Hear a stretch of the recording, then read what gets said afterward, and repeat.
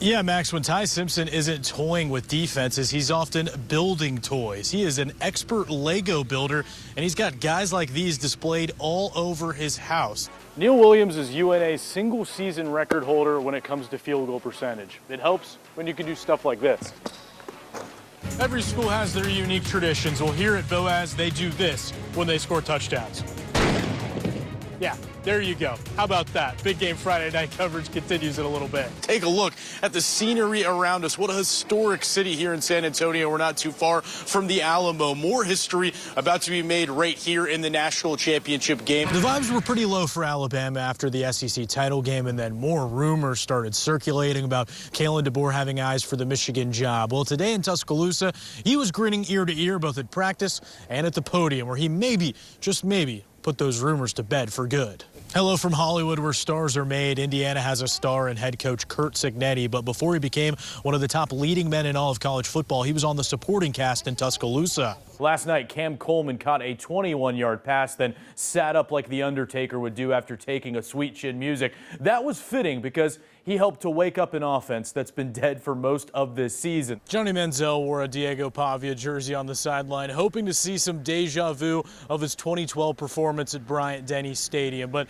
the year is 2025, and instead the quarterback in crimson flashed the money sign as time expired. Well, you can fit almost two Nevilles inside State Farm Arena, but still the stage was not too big for Auburn here at the Sweet 16. In fact, the Tigers felt just at home here in Atlanta when it mattered most.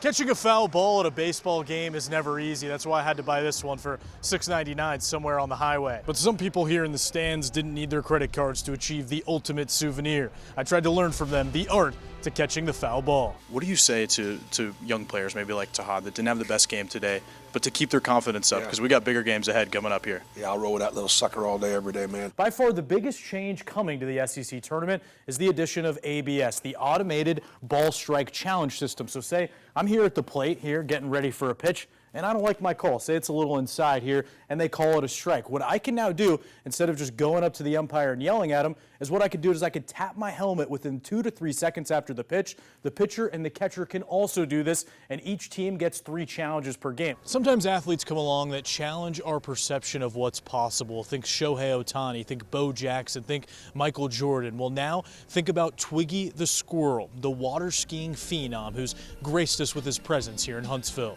Yes, it's showtime. If you told me squirrels could water ski, I'd say you're nuts.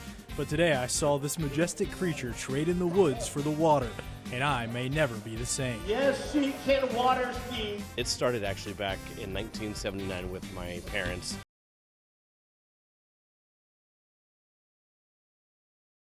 When you're in a tough spot, sometimes you have to turn to an outlaw. You lose LeBron, halfway through Friday's game, and JoJo does a great job of stepping in, had some huge hits, obviously hit the game-tying homer there on Saturday. When Tide superstar Justin LeBron got hurt last week, Josie JoJo Williamson filled in for him in the lineup. That's actually who I was named after, Outlaw Josie Wells. So Mom named me after that. I hope it keeps going. That's probably my favorite nickname, but yeah, I don't know. Outlaw's a sick name. I love it. An outlaw always has to be ready for his moment to strike. I really didn't find out until a few minutes before the game. I think Brian was struggling a little bit, and he was trying to play, and then I think he was like, you know what, I can't play, and then I saw him leave, and I kind of got the nod, and that's where everything just kind of took its roll, and then just showed up and played. Same thing I always do.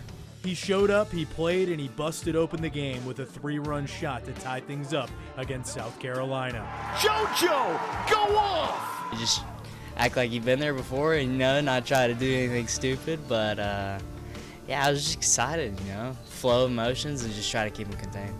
After all, an outlaw never gets too high or too low. I think just breathe, I'm always reminded by so many people from Hartsville, and like my dad always said, it's just same game you've always played. I mean, the bases are 90 feet, mounds 60 feet 6 inches, so it just hasn't changed. Just see ball, hit ball, and have some fun. And now we'll hit in this spot after playing shortstop and comes up with a knock through the right side. An outlaw rode into Tuscaloosa, and he has no plans of riding off into the sunset now.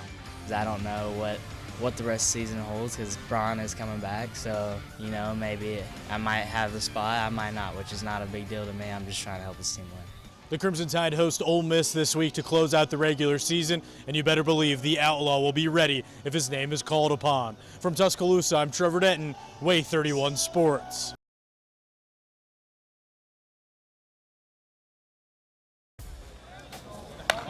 Quad Brown wasn't so much named Alabama A&M starting quarterback, he won the job. Not only been the leader of the offense, but the leader of the team, and he does it every day. The team runs, I was out front. You know, I was leading, I was competing. Get all the way in the white. And that's all I want to do is prove to people that believe in me right. But Quad wasn't just content with being a Division I quarterback. He wanted to take on another challenge. I love the game of golf. My dad introduced it to me whenever I was maybe 10 years old. He and I are best friends, so he got into golf when I was a kid, so therefore I got into golf. He rediscovered his passion for the game in college. Then he had an idea in the spring. What if he joined A&M's golf team as a walk-on? It's a 2-putt par, Sunday red style. I play football. Is that something that's possible? You know, it's just kind of a half-court shot. There we go. Much like a chip in. Walk it in. Walk it in. The shot went in. I told you, Trevor, I had one for you, bro. And the Bulldogs allowed him to join the team. So after that 11:15 meeting, basically I was done with football for the day. So I go to lunch, and then I go to the golf course. He's played in multiple SEC stadiums, but playing NCAA golf for the first time? First round ever that I played with those guys, I was shaking, I'm nervous. Brown improved his game and got to play in multiple tournaments. It's also helped him as a quarterback. I wasn't used to this motion, loading the back hip, transferring weight, and rotating on that back leg. But his purpose on the course can't just be measured by strokes or how much it's helped him in football. I play golf too. They like golf, you know? So like, I mean, I'm a 6'5" black dude with braids. Like, I don't look like a golfer, you know what I'm saying? Stereotypically, but it's a game that I love, man. I'm trying to, you know, bring more black guys into it, to try to introduce it to my friends, because I know I'll be able to beat them forever, you know, if they start playing golf. He has brought new eyes to the game.